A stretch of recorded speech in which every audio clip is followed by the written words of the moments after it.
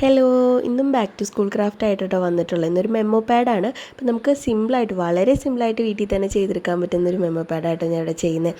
അപ്പോൾ അതിനായിട്ടൊരു കാർഡ്ബോർഡ് എടുത്തിട്ടുണ്ട്. കാർഡ്ബോർഡ് ഫുള്ളായിട്ട് പേപ്പർ ഒട്ടിച്ചെടുക്കുന്നുണ്ട്.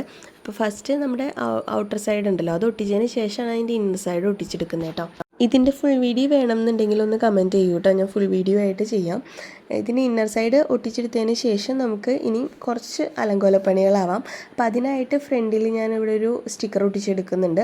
അതുപോലെ തന്നെ അകത്തും ചെറിയ രീതിയിൽ സ്റ്റിക്കർ ഒട്ടിച്ചെടുക്കുന്നുണ്ട് കേട്ടോ. ഒന്നെങ്കിൽ നമുക്കിതിൽ പെയിൻറ്റ് ചെയ്യാം, അല്ലെങ്കിൽ കയ്യിലുള്ള അവൈലബിൾ ആയിട്ടുള്ള സ്റ്റിക്കേഴ്സ് ഒട്ടിച്ചെടുക്കാം. അപ്പോൾ ഞാനിത് പിൻട്രസ്റ്റിൽ നിന്ന് ഡൗൺലോഡ് ചെയ്തിട്ട് കളർ ഫോട്ടോസ്റ്റാറ്റ് എടുത്തതാണ് സ്റ്റിക്കേഴ്സ്. അതാണ് കേട്ടോ ഒട്ടിച്ച് കൊടുക്കുന്നത്.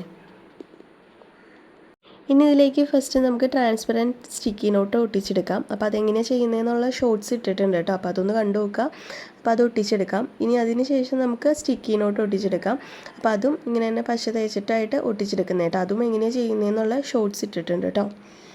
അടുത്തതായിട്ട് ഞാൻ അറ്റാച്ച് ചെയ്യുന്നത് ടു ഡു ലിസ്റ്റാണ് കേട്ടോ. അപ്പോൾ അത് ഞാൻ പശ വയ്ക്കുന്നില്ല, ജസ്റ്റ് ഒരു ക്ലിപ്പ് വെച്ച് അറ്റാച്ച് ചെയ്യുന്നുള്ളൂ.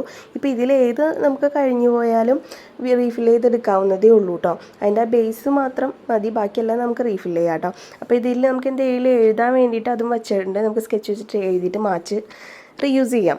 അപ്പോൾ ടു ഡു ലിസ്റ്റിൽ നിങ്ങൾക്ക് എന്താണോ വേണ്ടത് അത് എഴുതുക കേട്ടോ. വീഡിയോ കണ്ടിട്ട് ഉപകാരപ്പെടുക എന്ന് തോന്നുകയാണെങ്കിൽ ചാനൽ സബ്സ്ക്രൈബ് ചെയ്യുക, ലൈക്ക് ചെയ്യുക, അതുപോലെ വീഡിയോ ഒന്ന് ഷെയർ ചെയ്യുക കേട്ടോ. ഇതിൻ്റെ ഫുൾ വീഡിയോ വേണമെന്നുണ്ടെങ്കിൽ തീർച്ചയായിട്ടും കമൻറ്റ് ചെയ്യണം കേട്ടോ, അങ്ങനെ ഫുൾ വീഡിയോ ആയിട്ട് ചെയ്യാം.